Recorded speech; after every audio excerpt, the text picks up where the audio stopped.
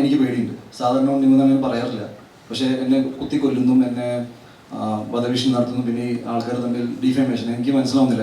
ഒരാളുടെ image tarnish ചെയ്തത്, അതായത് നാഷണൽ ലെവലിൽ വരെ ഇങ്ങനെ കൊണ്ടുപോകുക. ഒരു ക്രിമിനൽ പശ്ചാത്തലമുള്ള കാര്യങ്ങളാണ് എന്നോട് പങ്കുവച്ചത്. എനിക്ക് പരിചയമുള്ള 3-4 പേരുടെ പേരുകൾ ഇവർ എടുത്തു പറഞ്ഞു. ഇതിൽ ഒരു പേര് ഈ പറയുന്ന വിപിൻ്റെയും കൂടിയായിരുന്നു. ഒരുപാട് മോശപ്പെട്ട അനുഭവങ്ങൾ ഉണ്ടായ കാര്യങ്ങൾ എന്നോട് പങ്കുവച്ചു. അത് മലയാള സിനിമയുടെ വളരെ പ്രോമിനൻ്റ് ആയ ഒരു ഫീമെയിൽ സിനി ആർട്ടിസ്റ്റ് ആയിരുന്നു. എന്നെക്കുറിച്ച് പറഞ്ഞ വളരെ എനിക്ക് ഒരിക്കലും ഉൾക്കൊള്ളാൻ പറ്റാത്ത ചില കാര്യങ്ങൾ ഈ വ്യക്തിയുടെ, ദാറ്റ് ഈസ് വിപിൻ എന്ന് പറയുന്ന എൻ്റെ സോക്കോൾ മാനേജർ ആയിരുന്നു അവകാശപ്പെടുന്ന വ്യക്തി പങ്കുവച്ച കാര്യങ്ങളാണ് എന്നോട് പറഞ്ഞത്. കുറേ പേര് ആൻറ്റിസിപ്പേറ്റ് ചെയ്യുന്ന അടി ഉണ്ടായിട്ടില്ല. ഇതൊരു അടി കേസായിട്ട് എടുക്കാൻ ബുദ്ധിമുട്ടുണ്ട്. ഒറിജിനൽ ഇഷ്യൂന്ന് ട്രാക്ഷൻ മാറ്റാൻ വേണ്ടി മാത്രം ഉണ്ടാക്കിയ ഒരു കഥയാണ്. ടൊവിനോയെ കുറിച്ച് ഞാൻ അങ്ങനെ ഒന്നും പറയില്ല, എനിക്കങ്ങനെ പറയേണ്ട ആവശ്യമില്ല. വളരെ അടുത്ത സുഹൃത്തുക്കളെ ഞങ്ങൾ. എല്ലാവർക്കും നമസ്കാരം. ഇവിടെ വന്നതിൽ സന്തോഷം. ഞാൻ നേരെ മാറ്ററിലേക്ക് ഇറങ്ങാം. നിങ്ങൾക്ക് എല്ലാവർക്കും അറിയാം, ഇപ്പോൾ കുറച്ച് കാര്യങ്ങൾ സംഭവിച്ചിട്ടുണ്ട്. അപ്പോൾ അതിന് എൻ്റെ സൈഡിലുള്ളൊരു വേർഷൻ നിങ്ങളെല്ലാവരും കേട്ടിരിക്കണമെന്ന് എനിക്ക് പേഴ്സണലി എനിക്കൊരു ആഗ്രഹമുണ്ട്. സോ നേരെ വിഷയത്തിലേക്ക് ഇറങ്ങാം. അപ്പോൾ എൻ്റെ കൂടെ വർക്ക് ചെയ്ത, എൻ്റെ സിനിമകളിലൊക്കെ PR വർക്ക് ചെയ്ത ഈ പറഞ്ഞ വ്യക്തി എനിക്കെതിരെ ഒരുപാട് കാര്യങ്ങൾ സോഷ്യൽ മീഡിയയിലും ന്യൂസ് ചാനലൊക്കെ വന്ന് സംസാരിച്ചു.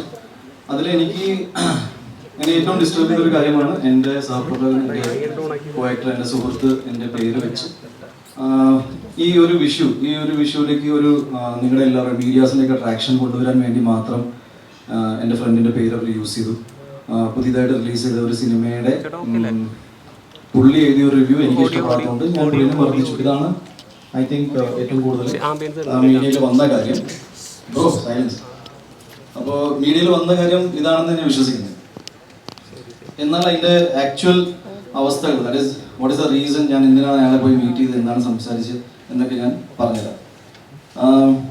ഏകദേശം ഒരു 2 ആഴ്ചത്തോളം മുന്നേ എനിക്കൊരു അൺനോൺ നമ്പറിൽ നിന്നൊരു കോൾ വന്നിരുന്നു. ഈ കോളിൽ എനിക്ക് ഒരു ലേഡിയാണ് എന്നോട് സംസാരിച്ചത്. അൺനോൺ കോൾ ആയതുകൊണ്ട് ഇവർ പറഞ്ഞ കാര്യങ്ങളൊന്നും ഞാൻ അതിന് ഫേസ് വാല്യൂ എടുത്തില്ല. പറഞ്ഞ കാര്യങ്ങൾ ഭയങ്കര ഗ്രീവൻസും ഭയങ്കര ഒരു ക്രിമിനൽ പശ്ചാത്തലമുള്ള കാര്യങ്ങളാണ് എന്നോട് പങ്കുവച്ചത്. എനിക്ക് പരിചയമുള്ള 3-4 പേരുടെ പേരുകൾ ഇവർ എടുത്തു പറഞ്ഞു. ഇതിൽ ഒരു പേര് ഈ പറയുന്ന വിപിൻ്റെയും കൂടിയായിരുന്നു. ഒപ്പം എൻ്റെ വളരെ അടുത്ത സുഹൃത്തായ വേറൊരു സുഹൃത്തിൻ്റെ പേരും കൂടി പറഞ്ഞിരുന്നു. ഈ 2 പേരും ഞാൻ ഇമ്മീഡിയറ്റ്ലി കോൾ ചെയ്ത് സംസാരിച്ചു. ഇങ്ങനത്തെ ഒരു സംസാരം ഉണ്ടായിട്ടുണ്ട്. വിറ്റ് ഈസ് എ ഭയങ്കര ക്രിമിനൽ സ്പേസിലുള്ള കാര്യങ്ങളാണ് സംസാരിച്ചത് എന്നോട്. ഈ കാര്യങ്ങളാണ് ഞാൻ ഈ അടുത്തായിട്ട് ഓണറബിൾ DGPക്കും ADGPക്കും വിത്ത് പ്രൂഫുകൾ ഞാൻ അയച്ചു കൊടുത്തേക്കുന്നത്. ഒരാൾ സൈലൻസ് ആയിരുന്നു ഈ കോളിൽ. രണ്ടാമത്തെ ആളെന്ന് വിപിൻ അതിനെ ഇങ്ങനെ അൺനോൺ നമ്പറിലേക്ക് വിളിക്കുന്ന കോൾസ് നമ്മൾ എൻ്റർടൈൻ ചെയ്യരുത്, വിച്ച് ഇസ് ഫെയർ. ഞാനത് വിട്ടു കളഞ്ഞു. ഒരു 2 ദിവസത്തിൻ്റെ ഗ്യാപ്പിൽ എനിക്ക് പിന്നെയും ഇങ്ങനത്തെ ഒരു അനുഭവം ഉണ്ടായി. എന്നെ ഒരാൾ വിളിച്ച് ഒരുപാട് മോശപ്പെട്ട അനുഭവങ്ങൾ ഉണ്ടായ കാര്യങ്ങൾ എന്നോട് പങ്കുവച്ചു.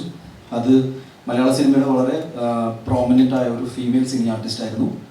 അവരെന്നോട് ഇവർക്ക് ഉണ്ടായ മോശപ്പെട്ട അനുഭവങ്ങൾ എന്നെക്കുറിച്ച് പറഞ്ഞ വളരെ എനിക്ക് ഒരിക്കലും ഉൾക്കൊള്ളാൻ പറ്റാത്ത ചില കാര്യങ്ങൾ ഈ വ്യക്തിയുടെ, ദാറ്റ് ഈസ് വിപിൻ എന്ന് പറയുന്ന എൻ്റെ സോക്കോൾ മാനേജർ ആയിരുന്നു അവകാശപ്പെടുന്ന വ്യക്തി പങ്കുവച്ച കാര്യങ്ങളാണ് എന്നോട് പറഞ്ഞത്.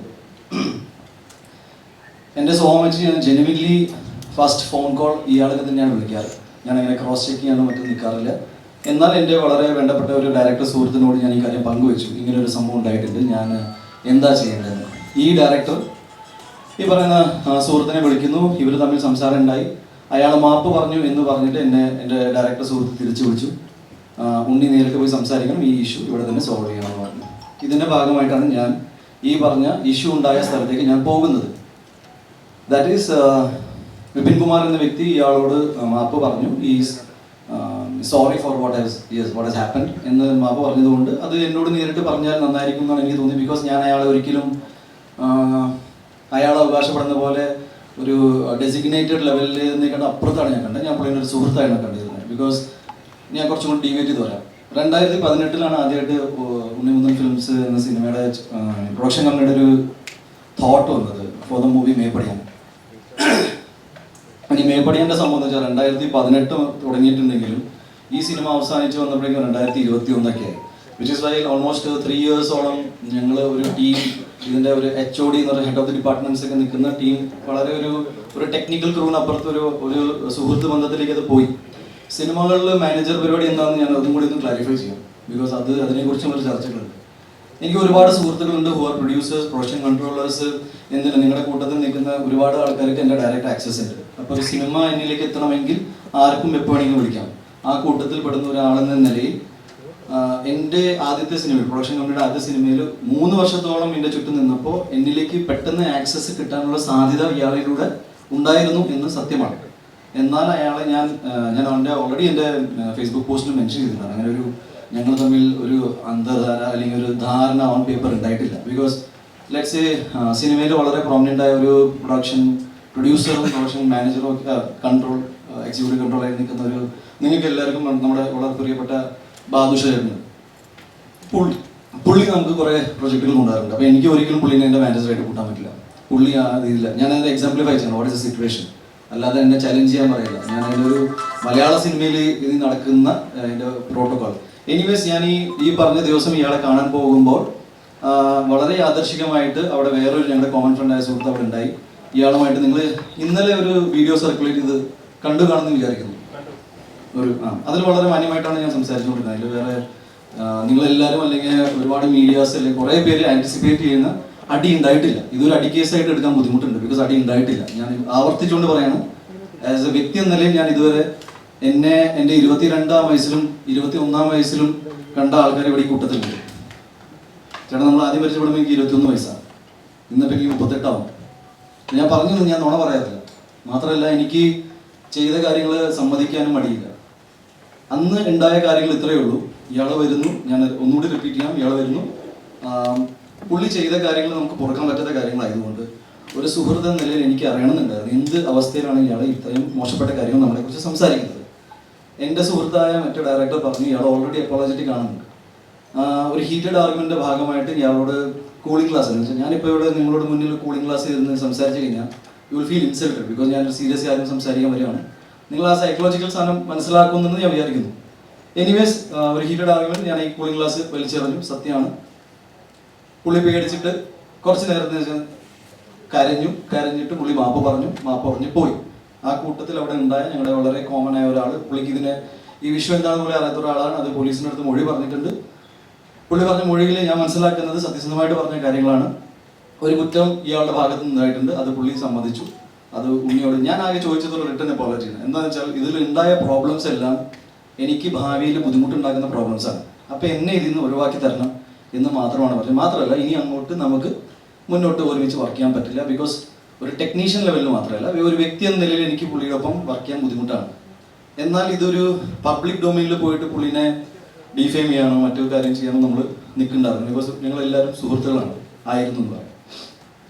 ഒരു വൈകുന്നേരം ആയപ്പോഴേക്കും ഇതിൽ വളരെ ബുദ്ധിമുട്ടുണ്ടാക്കുന്ന കാര്യം എന്ന് വെച്ചാൽ ഒരുപാട് പേര്, എന്നെ വ്യക്തിപരമായിട്ട് അറിയുന്ന ഒരുപാട് പേര് ഈ ഇഷ്യൂ മറിച്ചിട്ട് വേറെ കൂടി കാര്യം പറയാം. ഓൾറെഡി ഒരു ഫീമെയിൽ സിനി ആർട്ടിസ്റ്റിനെ കുറിച്ച് പറഞ്ഞു കഴിഞ്ഞു. ഓൾറെഡി എനിക്ക് തോന്നുന്നു ഒരു 2-3 മാസം മുന്നേ തന്നെ വളരെ പോപ്പുലറായ വേറെ ഫീമെയിൽ സിനി ആർട്ടിസ്റ്റ് ഫെഫ്കേലോ എവിടെയോ ഒരു കംപ്ലൈൻറ്റ് ആൾക്കാർ ഉണ്ട്. ഇതൊരു റിപ്പീറ്റഡ് ഒഫൻസാണ്. എന്ന് വെച്ചാൽ ഞാൻ പറഞ്ഞു വന്നത് ഫേസ് വാല്യൂവിൽ ഒരാൾ പറഞ്ഞ കാര്യങ്ങൾ, ദാറ്റ് ഈസ് എൻ്റെ അടുത്ത സുഹൃത്തായ ടോവിനോടെ പേര് പറഞ്ഞിട്ട് ഞാൻ ഇയാളുടെ സിനിമയെ മോശപ്പെട്ട രീതിയിൽ സംസാരിച്ച് അടിച്ചു എന്ന് പറഞ്ഞു. ഇത് കംപ്ലീറ്റ്ലി ഒറിജിനൽ ഇഷ്യൂന്ന് ട്രാക്ഷൻ മാറ്റാൻ വേണ്ടി മാത്രം ഉണ്ടാക്കിയൊരു കഥയാണ്. എൻ്റെ പ്രോബ്ലം എന്താണെന്ന് വെച്ചാൽ ആക്ച്വൽ ഇഷ്യൂ ആരും ഇതുവരെ ഡിസ്കസ് ചെയ്തിട്ടില്ല. ഞാൻ എന്തിനാണ് ഇയാളോട് സംസാരിക്കാൻ പോയത്, എന്താണ് എനിക്ക് ഇഷ്യൂ ഉണ്ടായത്. എനിക്ക് തോന്നുന്നു ഞാൻ ഒരാളുമായിട്ട് വഴക്കുണ്ടാക്കുന്നതിൽ ഒരു ന്യൂസ് വാല്യൂ ഇല്ലാത്തതുകൊണ്ട് ഡെഫിനറ്റ്ലി ഒരു 2 താരങ്ങൾ തമ്മിൽ ഫൈറ്റ് ഉണ്ടാക്കി കഴിഞ്ഞാൽ കുറച്ചും കൂടി രസകരമായിരിക്കും. ഞാൻ മനസ്സിലാക്കിയത് ഇയാൾക്ക് ഏതെങ്കിലും രീതിയിൽ നമുക്ക് ലീഗലി ഫൈറ്റ് ചെയ്യണം, അല്ലെങ്കിൽ ഈ സോഷ്യൽ മീഡിയയിൽ ഇരുന്നിട്ട് എൻ്റെ വ്യക്തി ജീവിതത്തെക്കുറിച്ചും എൻ്റെ മാനസികാവസ്ഥയെക്കുറിച്ചും എൻ്റെ സിനിമാ ജീവിതത്തെക്കുറിച്ചും ഞാൻ എന്ന വ്യക്തിയെക്കുറിച്ചും ഇങ്ങനെ നോൺ സ്റ്റോപ്പ് ഡിഫെയിം ചെയ്യാനുള്ള കാര്യങ്ങൾ എന്താണെന്ന് എനിക്ക് മനസ്സിലായിട്ടില്ല. ഇതുവരെ ഒരു ഇഷ്യൂ എന്താണെന്ന് പുള്ളി അഡ്രസ് ചെയ്തിട്ടില്ല. ഞാൻ പറഞ്ഞു വന്നത് കംപ്ലീറ്റ്ലി ഫാബ്രിക്കേറ്റഡ് ആണ്. പറഞ്ഞ ഓരോ കാര്യങ്ങളും ഞാൻ നിഷേധിക്കുന്നു. എന്നെ സംബന്ധിച്ച് നടന്ന കാര്യങ്ങൾ ഇതാണ്. ഇതൊരു വളരെ മോശപ്പെട്ട കാര്യം പുള്ളിയുടെ ഭാഗത്ത് നിന്ന് ഉണ്ടായതുകൊണ്ട് അത് വിത്ത് പ്രൂഫ് പിടിക്കപ്പെട്ടു. ഇനി ഞാൻ ഈ പറയുന്ന ആൾക്കാർ ആരാണ്, ചുമ്മാ നിങ്ങളുടെ മുന്നിൽ ഒരു മലയാളം ഫിലിം ഇൻഡസ്ട്രിയിലെ ടോപ്പ് എന്താ പറയുക ഏറ്റവും പ്രോമിനൻ്റ് ആയ ഹീറോയിൻസിൻ്റെ പേര് വെച്ചിട്ട് ഞാൻ അവിടെ ഇറങ്ങി പോകുന്നില്ല. നിങ്ങൾക്ക് വേണമെങ്കിൽ ഇവിടെ ഇരുന്നിട്ട് അമ്മ അസോസിയേഷനിലേക്കും ഫെഫ്കയിലേക്കും ഫോൺ വിളിച്ച് ചോദിക്കാം ഇങ്ങനത്തെ പരിപാടി ഉണ്ടായിട്ടുണ്ടോ എന്ന്. ഞാൻ ഇപ്പോഴും പറയാണ്, you can cross check right now. ഒരു കാര്യം കൂടി എനിക്ക് നിങ്ങളുടെ വളരെ സാർ, നിങ്ങൾ ഒരു പോലീസ് സ്റ്റേഷനിൽ വിളിച്ചിട്ട് ഒരു ഫോൺ കോളൊക്കെ സാർ നിങ്ങളൊരു പോലീസ് സ്റ്റേഷനിൽ വിളിച്ചു, ഒരു പോലീസ് ഓഫീസറിൻ്റെ വോയിസൊക്കെ പുറത്തു വിട്ടു. അങ്ങനെ പുറത്തു വിടാൻ പറ്റുമെന്ന് എനിക്കറിയില്ല. പക്ഷെ ഇന്ന് എനിക്ക് പേര് പോലും എടുക്കേണ്ട ആവശ്യം ഉണ്ടായിരുന്നില്ല ഈ കേസിൽ. അത് എന്തുകൊണ്ടെന്ന് വെച്ചാൽ ആ വീഡിയോയിൽ എല്ലാവരും പലതും കണ്ടു കാണും, ഒന്നും ഇല്ലാത്തതുകൊണ്ടാണ്. ഞാൻ ചോദിക്കുന്നത്, ഒരു വിഷയം പോലും അറിയാതെ ഇങ്ങനെ അതൊരു പോലീസ് ഓഫീസർ ആയിരുന്നു എന്ന് പോലും എനിക്ക് സംശയം ഇപ്പോൾ. ബിക്കോസ് അങ്ങനെ പോലീസ് ഓഫീസർ ആണെങ്കിൽ ഇല്ലാത്ത കാര്യം എവിടുന്ന് കണ്ടു എന്നാണ് ഞാൻ ചോദിക്കുന്നത്. ബിക്കോസ് എൻ്റെ എക്സ്പ്ലനേഷൻ ഞാൻ നേരത്തെ പറഞ്ഞിരുന്നു. ഈ കൂളിംഗ് ഗ്ലാസ് വലിച്ചെറിയുന്ന കഥ ഞാൻ നേരത്തെ പറഞ്ഞതാണ്. ചെയ്ത കാര്യം സമ്മതിക്കാൻ എനിക്കൊരു മടിയില്ല. ഒരു ബേസിക് റീസർച്ച് എന്നൊരു സാധനം ഉണ്ടല്ലോ. ദാറ്റ് ഈസ്, നിങ്ങൾ ഒരു വ്യക്തിനെ ഇങ്ങനെ പബ്ലിക്കലി കില്ല് ചെയ്യുന്ന രീതിയിൽ എനിക്ക് മനസ്സിലായില്ല. ബിക്കോസ് എനിക്ക് നിങ്ങളിൽ നിന്ന് ചെറിയ പ്രതീക്ഷകളുണ്ടായിരുന്നു. എന്തുകൊണ്ടെന്ന് വെച്ചാൽ ഈ പുള്ളി ഫെഫ്കെയിൽ മെമ്പർ പോലും അല്ല. ഒരു ബേസിക് റീസർച്ചിന്റെ ഭാഗമായിട്ട് എല്ലാ ഇന്റർവ്യൂസിലും ഫെഫ്കെയിൽ മെമ്പറാണെന്ന് പറയുന്ന ബ്ലേറ്റന്റ്ലി നുണ പറയുന്ന ഒരാളുടെ വാക്കുകൾ കേട്ടിട്ട് നിങ്ങൾ, എനിക്കറിയില്ല, എനിക്ക് ഈ നടനെ വിളിക്കേണ്ടി വന്നു. ഞാൻ എൻ്റെ ലൈഫിൽ എക്സ്പ്ലനേഷൻ കൊടുക്കാത്തതാണ്. ഞാനിപ്പോൾ വന്നത് എന്താണെന്ന് വെച്ചാൽ, ഈ 2 ദിവസത്തിൽ ഈ പറയുന്ന ആൾക്കാരെ എല്ലാവരും വന്നിട്ട് ഇതിൻ്റെ സത്യാവസ്ഥകൾ പറയും, എന്നെ ഇതിൽ നിന്ന് പുറത്താക്കുമെന്ന് ഞാൻ വിശ്വസിച്ചു. ബിക്കോസ് ഇവരെല്ലാവരും എൻ്റെ ഒരു പോയിന്റിൽ വളരെയധികം അടുത്തുള്ള ഫ്രണ്ട്സായിരുന്നു. ഇതാരും ചെയ്യാത്തതുകൊണ്ടും ഇതിൽ കേസ് എന്താണെന്നും, ബിക്കോസ് നിങ്ങളെല്ലാവരും എടുക്കുന്ന ന്യൂസ് തന്നെയാണ് ഞാനും കേട്ടുകൊണ്ടിരിക്കുന്നത്. എൻ്റെ ഒറ്റ കോൺഫിഡൻസ് എന്ന് വെച്ചാൽ ഞാൻ ഇയാളെ തൊട്ടിട്ടില്ല. സംസാരം ഉണ്ടായിട്ടുണ്ട്. സംസാരം വളരെ ഇമോഷണൽ ആയിരുന്നു. ഞാൻ വളരെ വിഷമത്തിലായിരുന്നു. അവിടെ നിൽക്കുന്ന ആള് പോലീസിൻ്റെ അടുത്ത് മൊഴിയും കൊടുത്തിരുന്നു, സംസാരിച്ചിട്ടുണ്ട്. ഞാൻ പറഞ്ഞു വന്നത്, ഇങ്ങനെ ഒരാളെ ജസ്റ്റ് മേ ബി നിങ്ങളുടെ കൂട്ടത്തിൽ നിന്നൊരു ആളായതുകൊണ്ടും PR ചെയ്യുന്ന ഒരു ആൾ, നിങ്ങളെല്ലാവരും PR ഏജൻസീസും റിപ്പോർട്ടിങ്ങും എല്ലാം ചെയ്യുന്ന ഒരാളായതുകൊണ്ടാണോ ഇങ്ങനെ ഞാൻ ഉണ്ണിമുകുന്ദൻ ഇങ്ങനെ ഒരു വ്യക്തിയാണ്. ഞാൻ ഉണ്ണിമുകുന്ദനെ കുറിച്ച് കുറച്ച് കാര്യങ്ങൾ പുള്ളി ചൂണ്ടിക്കാണിച്ച ചില കാര്യങ്ങൾ ഞാൻ പറയാം. എൻ്റെ സ്വഭാവത്തിൻ്റെ പ്രശ്നം എന്താണ്? എൻ്റെ സ്വഭാവത്തിൻ്റെ പ്രശ്നം ഞാൻ ആരോട് എന്ത് ചെയ്തു എന്നാണ് ഈ പറയുന്നത്. എൻ്റെ വ്യക്തി ജീവിതത്തിൽ ഉണ്ടായ എല്ലാവർക്കും, സാധാരണ ഒരു മനുഷ്യൻ്റെ ജീവിതത്തിൽ ഉണ്ടാകുന്ന പ്രശ്നങ്ങൾ എനിക്ക് വേറെ രീതിയിൽ വന്നു. ഞാനത് ഫേസ് ചെയ്തു. ഞാൻ കേരളത്തിൽ നിന്ന് തന്നെ നിങ്ങൾ പറയുന്ന സമയത്ത് ഞാൻ കോടതിയിലും പോയിട്ടുണ്ട്, മീഡിയയുടെ മുന്നിൽ വന്നിട്ടുണ്ട്, ഓരോ ചോദ്യത്തിന് ഉത്തരം തന്നിട്ടുണ്ട്. ഞാൻ എവിടെയാണ് ഓടിപ്പോയത്? എന്താണ് എൻ്റെ ലൈഫിലുണ്ടായ പ്രശ്നങ്ങൾ? വേറെ ഐ ഡോണ്ട് നോ റിയലി. ഞാൻ ടു ബി ഓണസ്റ്റ്, ഇത് കേസായിട്ട് മുന്നോട്ട് പോകുന്നതുകൊണ്ട് ഞാൻ പൂർണ്ണമായിട്ട് പിന്തുണ കേസിനും ഇതിൻ്റെ ഇൻവെസ്റ്റിഗേഷൻ്റെ ഭാഗമായിട്ട് നടക്കുന്ന എല്ലാ കാര്യങ്ങൾക്കും ഞാൻ കൊടുക്കും. അതുപോലെ തന്നെ അമ്മ അസോസിയേഷനും ഫെഫ്കയുടെ സൈഡിൽ നിന്നുണ്ടാകുന്ന മീറ്റിങ്ങിൽ ഞാൻ പങ്കെടുക്കും. എനിക്ക് പറയാനുള്ളത് ഇത്രയേ ഉള്ളൂ, വളരെ റോങ് കാര്യങ്ങളായിരുന്നു. മലയാള സിനിമയുടെ ചരിത്രത്തിൽ ആദ്യമായിട്ടായിരിക്കും ഇങ്ങനെ ഒരു സംഭവം നടക്കുക. ഞാനിങ്ങനെ പണ്ട് കേട്ടിട്ടുണ്ട്, പക്ഷെ ഇങ്ങനെ നടന്മാരെ തമ്മിൽ തല്ലിപ്പിച്ച് അത് ഒരു ഫാബ്രിക്കേറ്റഡ് വാർത്തയാണെന്ന് അറിഞ്ഞിട്ടുണ്ട്. ഇനി എൻ്റെ ഇതിൽ ഏറ്റവും വലിയ സങ്കടകരമായ കാര്യം എന്ന് വെച്ചാൽ, ഇതിൽ എൻ്റെ ഒരുപാട് സുഹൃത്തുക്കൾക്ക് ഇത് ടൊവിനോ മാറ്റർ വളരെയധികം ഫേക്കാണെന്ന് അറിയാം. എല്ലാവർക്കും അറിയാം, ഇതിൽ ഇൻവോൾവ് ആയ എല്ലാവർക്കും അറിയാം. ആരും അത് സമ്മതിക്കുന്നില്ല. ബിക്കോസ് അത് എന്നോടുള്ള വൈരാഗ്യം ഇയാളുടെ മാറ്ററിൽ അത് ഉപയോഗിച്ചത്.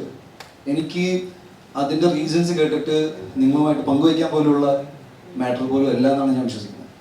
ഞാൻ ആ ഡിഗ്നിറ്റി മെയിൻറ്റെയിൻ ചെയ്യും ആസ് എൻ ഇൻഡിവിജ്വൽ. ബിക്കോസ് ഒരു സിനിമാ നടൻ എന്നതിൽ ഞാൻ എൻ്റെ വ്യക്തി ജീവിതത്തിൽ നടക്കുന്ന കാര്യങ്ങൾ അന്വേഷിക്കാൻ എൻ്റെ അച്ഛനും ഇപ്പോൾ ജീവിച്ചിരിക്കുന്നുണ്ട്. അവരില്ലാത്ത സമയത്ത് നമുക്ക് ആലോചിക്കാം. അല്ലെങ്കിൽ അല്ലാത്ത കാര്യങ്ങളിൽ പിന്നെ ഉണ്ണി പറഞ്ഞിട്ട് അത് ചെയ്തു പറയുന്നത് വളരെ റോങ് ആയ കാര്യങ്ങളാണ്. എൻ്റെ പ്രൊഫഷണൽ ലൈഫിൽ നടക്കുന്ന കാര്യങ്ങളെക്കുറിച്ച് ഒരു ബോധവും ഇല്ല, ഒരു ഐഡിയ ഇല്ല എന്ന് പറയുമ്പോൾ തന്നെ ഞാൻ പറയുന്നു, അയാൾ ഒരു മാനേജർ കപ്പാസിറ്റിയിൽ നിൽക്കുന്ന ഒരാളല്ലാത്തതുകൊണ്ടാണ്. ഞാൻ വർഷത്തിൽ 5 പണം ചെയ്യുന്ന ആളല്ല. എനിക്ക് എൻ്റെ ഇഷ്ടത്തിന് ഞാൻ ആഗ്രഹിക്കുന്ന പോലെ സിനിമകൾ ചെയ്യാനുള്ള സ്പേസ് ആയതുകൊണ്ട് ഞാൻ എൻ്റെ സമയം എടുത്തിട്ട് ഞാൻ ഇതൊക്കെ സമയം അനുസരിച്ച് ഞാൻ നിങ്ങളുമായിട്ട് പങ്കുവയ്ക്കും. ഒരു സിനിമയ്ക്ക് അതിൻ്റെതായ സമയമുണ്ട്, റിലീസിന് സമയമുണ്ട്. ഞാൻ ചെയ്യാൻ പോകുന്ന സിനിമകൾ എന്താണെന്ന് ഞാൻ നിങ്ങളുമായിട്ട് പങ്കുവയ്ച്ചില്ലെങ്കിൽ ഞാൻ ആരുമായിട്ട് പങ്കുവയ്ക്കുന്നതാണ് ഞാൻ ചിന്തിക്കുന്നത്. So I really feel that എനിക്ക് ഞാൻ പറയേണ്ട എല്ലാ കാര്യങ്ങളും കവർ ചെയ്തതെന്ന് തോന്നുന്നു. പിന്നെ വധഭീഷണി തൊട്ട് പെണ്ണ് കേസ് തൊട്ട് അതുപോലെ തന്നെ ഈ ഇങ്ങനത്തെ കുറേ ഇഷ്യൂസാണ് ഫോൺ കോളിൽ എനിക്ക് വന്നത്. ഈ കാര്യങ്ങൾ അത്രയും സീരിയസ് ആയതുകൊണ്ടാണ് ഞാൻ പറഞ്ഞ പോലെ DGPക്കും ADGPക്കും അയച്ചു കൊടുത്തത്. നാളെ മറ്റന്നാൾ ഏതെങ്കിലും പെണ്ണ് കേസ് വന്നു കഴിഞ്ഞാൽ ഞാൻ പിന്നെ വന്നിരിക്കും. ബട്ട് നാവും എനിക്ക് പേടിയുണ്ട്. സാധാരണ നിങ്ങൾ അങ്ങനെ പറയാറില്ല, പക്ഷേ എന്നെ കുത്തിക്കൊല്ലുന്നു, എന്നെ വധഭീഷണി നടത്തുന്നു, പിന്നെ ഈ ആൾക്കാർ തമ്മിൽ ഡിഫേമേഷൻ. എനിക്ക് മനസ്സിലാവുന്നില്ല. ഒരാളുടെ ഇമേജ് ടാർണിഷ് ചെയ്തിട്ട് ദാറ്റ് നാഷണൽ ലെവലിൽ വരെ ഇങ്ങനെ കൊണ്ടുപോകുക. ഇയാൾ എങ്ങനെ ചെയ്തു ഇങ്ങനെ ചെയ്തു, ഒരാൾ പോലും കൃത്യമായിട്ട് ഇത് കവർ ചെയ്യാൻ നോക്കിയില്ലല്ലോ എന്നാണ്. ജസ്റ്റ് ന്യൂസ് റിപ്പോർട്ട് ചെയ്യാന്ന് പറഞ്ഞ ഒരു 2 സൈഡ് വേർഷൻ ഉണ്ടല്ലോ. വേറെ ഒന്നുമില്ല, ഇത്രയേ ഉള്ളൂ. നിങ്ങൾക്ക് ഞാൻ ഈ പറഞ്ഞ ഏത് കാര്യത്തിലും എവിടെ വേണമെങ്കിലും ക്രോസ് ചെയ്യാം. മേ ബി ഫെഫ്കയുടെ മെമ്പർഷിപ്പിന് വേണ്ടിയിട്ട് ഈ ഇഷ്യൂ തുടങ്ങിയ സമയത്ത് എനിക്ക് തോന്നുവാണെങ്കിലും ഒരു 4 ദിവസത്തിന് മുന്നേ പുള്ളി ആപ്ലിക്കേഷൻ കൊടുത്ത് കാണും, പുള്ളിയുടെ ഒരു സെറ്റപ്പ് വെച്ചിട്ട്. അതർവൈസ് ആയി തോന്നുന്നു. പിന്നെ ഇതിൽ നിങ്ങൾക്ക് ഏതെങ്കിലും രീതിയിൽ ചോദ്യങ്ങൾ ചോദിക്കണമെങ്കിൽ ഒരു 4-5 ചോദ്യങ്ങൾ ചോദിക്കാം. ബിക്കോസ് വേറെ പ്രത്യേകിച്ച് എനിക്ക് ഇപ്പോൾ കേസായിട്ട് കിടക്കുന്നതുകൊണ്ട് ഇതിൽ കൂടുതൽ സംസാരിക്കാൻ പറ്റുമെന്ന് അറിയില്ല. ബാക്കി ഞാൻ പറഞ്ഞ കാര്യങ്ങൾ പൂർണ്ണമായിട്ട് I'm holding on to the ground. ഞാൻ ഇയാളെ അടിച്ചിട്ടില്ല. ഞാൻ വേറെ നടനെ കുറിച്ച് അയാളുടെ സിനിമയെ കുറിച്ച് സംസാരിക്കാനുള്ള സ്പേസിന് ഉണ്ടായിരുന്നില്ല.